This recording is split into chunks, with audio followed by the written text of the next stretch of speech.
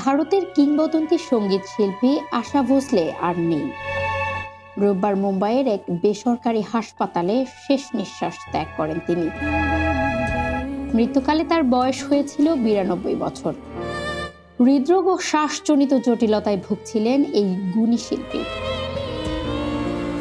শারীরিক অবস্থার অবনতি হলে শনিবার তাকে হাসপাতালে ভর্তি করা হয় এবং পরে আইসিইউতে নেওয়া হয়। রোববার দুপুরে তার ছেলে আনন্দ ভোসলে মৃত্যুর বিষয়টি নিশ্চিত করেন। আগামীকাল সোমবার তার শেষকৃত্য সম্পন্ন করার কথা রয়েছে। গত কয়েক মাস ধরেই বার্ধক্যজনিত নানা অসুস্থতায় ভুগছিলেন আশা ভোসলে। অবস্থার অবনতি ঘটলে চিকিৎসকরা নিবিড় পর্যবেক্ষণে রাখলেও শেষ পর্যন্ত তাকে আর বাঁচানো সম্ভব হয়নি। 1933 সালে সঙ্গীতমুখর মঙ্গেশকর পরিবারে জন্ম নেওয়া আশা ভোসলে ছোটবেলা থেকেই সঙ্গীতের সঙ্গে যুক্ত ছিলেন।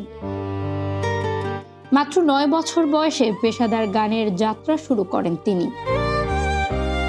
1943 সালে চলচ্চিত্রে প্রথম গান রেকর্ড করার পর 1950-এর দশকেই বলিউডে নিজের শক্ত অবস্থান গড়ে তোলেন। বড় বোন লতা মঙ্গেশকরের পাশাপাশি নিজস্ব গায়কী ভঙ্গিতে তিনি আলাদা পরিচিতি তৈরি করেন এবং কয়েক দশক ধরে শ্রোতাদের মন জয় করে নেন। দীর্ঘ ক্যারিয়ারে অসংখ্য জনপ্রিয় গান উপহার দিয়েছেন তিনি। দাদা সাহেব ফালকে পুরস্কার সহ বহু সম্মাননায় ভূষিত হন এই কিংবদন্তি শিল্পী। 1997 সালে গ্র্যামি অ্যাওয়ার্ডের জন্য মনোনয়ন পান তিনি। ব্যক্তিগত জীবনেও নানা চড়াই উতরাই ছিল তার।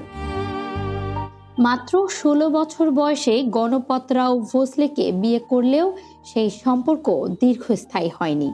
পরে 1980 সালে বিখ্যাত সঙ্গীত পরিচালক রাহুল দেব বর্মনের সঙ্গে বিবাহ বন্ধনে আবদ্ধ হন তিনি। 1994 সালে আর ডি বর্মনের মৃত্যুর আগ পর্যন্ত তারা একসঙ্গেই ছিলেন। জীবনের শেষ সময়ে নাতনি জোনাই ভোসলে ছিলেন তার সঙ্গী। তার প্রয়াণে ভারতীয় সঙ্গীতাঙ্গনে এক স্বর্ণালী অধ্যায়ের অবসান ঘটল। ইসরাত জাহান মনিকা, দেশের কণ্ঠ।